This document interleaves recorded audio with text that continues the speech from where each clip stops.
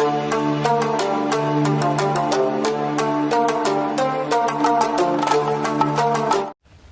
the name of Allah, the most gracious and the most merciful, my name is Saim Shahzad. I am here for your preparation of MD-CAT. Students, जैसा कि हमारा session जारी है videos का, इसके अंदर आप लोग जो FSC के स्टूडेंट्स हैं वो भी इसमें चीज़ों को समझ सकते हैं और इससे कुछ गेन कर सकते हैं। MD-CAT की तैयारी तो साथ साथ चलती रहेगी, लेकिन FSC के स्टूडेंट्स भी इसमें से पॉइंट्स जो है वो गेन कर सकते हैं कुछ मिनट्स के अंदर। तो इसको ज़रा ध्यान से सुनिएगा। हम लोग MCQs की प्रिपरेशन कर रहे हैं और उसके अंदर जो भी बात समझने वाली होती है उसको डिस्कस करते हैं। नंबर 1 MCQs है आज हमारे पास। जो क्वेश्चन है वो ये है कि सेंट्रल डॉगमा के कितने स्टेप्स होते हैं। Central dogma has dash steps. कितने स्टेप्स होते हैं सेंट्रल डॉगमा के। इसमें ऑप्शन दिया जा सकता है 2, 5, 4। तो इसके 2 स्टेप्स होते हैं सेंट्रल डॉगमा के। और सेंट्रल डॉगमा होता क्या है, इसकी जो डेफिनेशन है वो ये है कि synthesis of protein from DNA. और इसके 2 स्टेप्स होते हैं इस प्रोटीन सिंथेसिस के डीएनए से। वो कौन से 2 स्टेप्स होते हैं? ट्रांसक्रिप्शन और ट्रांसलेशन। ये 2 स्टेप्स हैं इसके अंदर जो सेंट्रल डॉगमा में इन्वॉल्व होते हैं। तो MCQs जो भी आप सुने वो इस तरह सुने कि फिर आइंदा वो आपको कभी भूले ना। इसलिए आपको फायदा होगा अगर आप इन चीज़ों को सुनेंगे और ज़हन में बिठाएंगे पूरे टॉपिक के लिहाज से बात को। दूसरे नंबर पे है lumbar region has 5 vertebra. Lumbar region has dash vertebra. Lumbar region में कितने जो हमारे वर्टिब्रा होते हैं? हमारी बैक स्पाइन में कमर वाले हिस्से में एक रीजन है जो कमर वाले हिस्से में है। ये बैक लोअर बैक साइड से थोड़ा सा ऊपर, इसको हम लुम्बर रीजन कहते हैं। जो हमारी बॉडी वेट को बेयर करता है जो हिस्सा, उसको लुम्बर रीजन कहते हैं। और उसके अंदर कितने वर्टिब्रा प्रेजेंट है? उसके अंदर 5 वर्टिब्रा प्रेजेंट है इस लुम्बर रीजन में। और ये एक और काम भी करता है कि ये हमारी स्पाइन की प्रोटेक्शन के लिए वर्टिब्रा प्रेजेंट होता है। और लुम्बर रीजन स्पाइन की भी प्रोटेक्शन करता है और हमारे बॉडी के वेट को बेयर करने का काम भी किसका है? लुम्बर रीजन का। और इसमें कितने वर्टिब्रा प्रेजेंट होते हैं? 5 वर्टिब्रा प्रेजेंट होते हैं। थर्ड है हमारे पास पेंटिंग अकर्स इन। पेंटिंग किन किन ऑर्गेनिजम्स के अंदर होती है? पेंटिंग का जो प्रोसेस है इसका मतलब है कि जब एक्स्ट्रा हीट बॉडी में प्रेजेंट हो, एक्स्ट्रा हीट प्रोड्यूस हो, तो उसको बॉडी से रिमूव आउट करने के प्रोसेस को इसके अंदर ज्यादातर पानी के थ्रू पानी रिमूव होता है फ्रॉम नेजल कैविटी। इनसे पानी रिमूव होता है बॉडी की हीट को रिमूव आउट करने के लिए। तो ये पेंटिंग का प्रोसेस किन किन के अंदर होता है? ये मैमल्स के ग्रुप में, बर्ड्स के ग्रुप में, रेप्टाइल्स के ग्रुप में, इन 3 ग्रुप्स के अंदर पेंटिंग का प्रोसेस होता है। और जिसका मैंने आपको बताया कि वाटर के रिमूवल के through from mouth, nose, nasal cavity body heat remove होती है। और ये 3 ग्रुप्स में ये प्रोसीजर होता है, मैमल्स में भी, बर्ड्स में भी और रेप्टाइल्स में भी। 4th नंबर है हमारे पास कि इन मैमल्स के अंदर thyroid gland consist of dash lobes.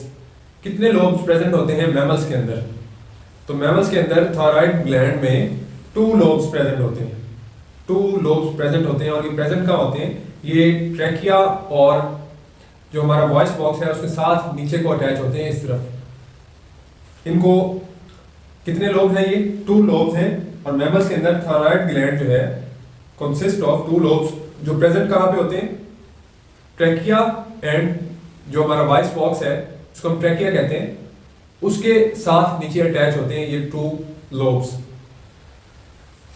5वें नंबर पे हमारे पास के लो कैल्शियम कॉजेज। बॉडी में अगर लो कैल्शियम होगी तो वो कौन सी जो है वो बीमारी कॉज करती है? कौन सा नॉर्मेलिटी कॉज करती है? टेटने कॉज करती है लो कैल्शियम बॉडी के अंदर।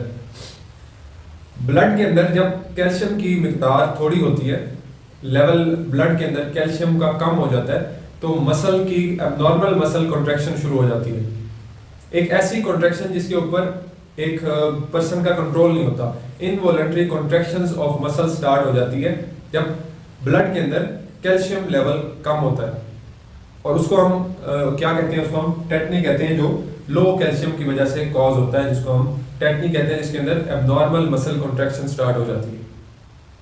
नेक्स्ट स्टूडेंट्स 5 MCQs देखते हैं। स्टूडेंट्स अब जो हम लास्ट 5 MCQs करने जा रहे हैं ये पॉइंट टू पॉइंट है, आपने इनको एग्जैक्टली याद करने की कोशिश करनी है। 6 MCQs है हमारे पास कि kidney receives blood supply of each cardiac beat.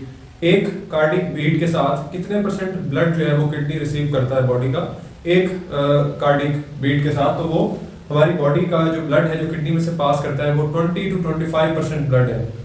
20% हमारे सिलेबस में वैसे तो दिया गया एफएससी के, लेकिन अगर पेपर में 25 का ऑप्शन हो तो आप उस पर भी जा सकते हैं, क्योंकि ये फिगर जो है ये 20 to 25% है। सातवां एमसीक्यू है हमारे पास के in females grasshoppers number of chromosomes are, female grasshoppers में कितने नंबर ऑफ क्रोमोसोम्स होते हैं और कौन कौन से होते हैं।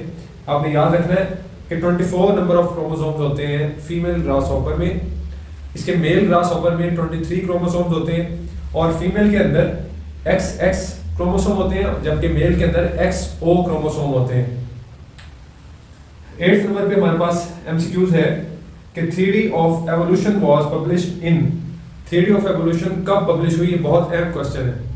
थ्योरी ऑफ एवोल्यूशन पब्लिश हुई 1859 के अंदर, और चार्ल्स डार्विन ने अपनी बुक में पब्लिश की। चार्ल्स डार्विन की एक बुक में पहली दफा थ्योरी ऑफ एवोल्यूशन पेश की गई, जो 1859 में पेश की गई। आपने इसको याद रखना है। बायोलॉजी के स्टूडेंट के लिए ये क्वेश्चन याद रखना बहुत जरूरी है, क्योंकि ये अक्सर और बेशतर बायो से रिलेटेड एफएससी के पेपर्स में भी, लेक्चरशिप के पेपर्स में भी, और आपके एमडी कैट के टेस्ट के अंदर भी ये क्वेश्चन बहुत अहम है कि आपको पता होना चाहिए कि थ्योरी ऑफ एवोल्यूशन कब पेश की गई। 9th क्वेश्चन है जी, Alzheimer's disease was discovered in, Alzheimer's disease जो थी ये कब डिस्कवर हुई, ये डिस्कवर हुई 3 नवंबर 1906। ये बहुत ज़बरदस्त एक काम था, और ये जिस साइंटिस्ट ने किया उनका नाम भी अल्जाइमर था, जिनके नाम पे ये रखी गई। इस डिजीज के अंदर, अल्जाइमर डिजीज में ब्रेन सेल डेड होना शुरू हो जाते हैं, और जो कॉज बनता है किस चीज़ का, डायमेंशिया का कॉज बनता है। इसमें नॉर्मल रूटीन वर्क में जो पेशेंट होता है उसको प्रॉब्लम आने लग जाता है, क्योंकि मेमोरी लॉस का मसला आ जाता है, बिहेवियर का मसला आ जाता है, थिंकिंग में प्रॉब्लम्स आ जाते हैं, ब्रेन सेल्स डेड होना शुरू हो जाते हैं अल्जाइमर्स डिजीज के अंदर, और डायमेंशिया कॉज करती है ये अल्जाइमर्स डिजीज के अंदर। ब्रेन सेल्स जो है वो डेड होना शुरू हो जाते हैं, और ये 3 नवंबर 1906 को अल्जाइमर साइंटिस्ट थे, उन्होंने इसको डिस्कवर किया। 10th हमारे पास एमसीक्यूज है, in case of human cell, human cell के केस में average cell cycle is about, एक सेल साइकिल जो कंप्लीट होता है वो कितने वक्त में होता है एक साइकिल, एक सेल साइकिल जो है वो टाइम लेता है 24 आवर्स। एक सेल साइकिल जो कंप्लीट एक सेल साइकिल है ह्यूमन के अंदर, वो कितना वक्त लेता है अपने पूरे साइकिल को कंप्लीट करने में, एक सेल 24 आवर्स उसको लगते हैं एक सेल को अपना मुकम्मल सेल साइकिल कंप्लीट करने में। स्टूडेंट्स, अगर आपको वीडियो इन्फॉर्मेटिव लगी हो तो चैनल को जरूर सब्सक्राइब कीजिएगा, बेल आइकन को क्लिक कीजिए ताकि आने वाली इन्फॉर्मेटिव वीडियो आप तक पहुंच सके। साइम शहजाद को इजाज़त दीजिए। अल्लाह हाफ़िज़।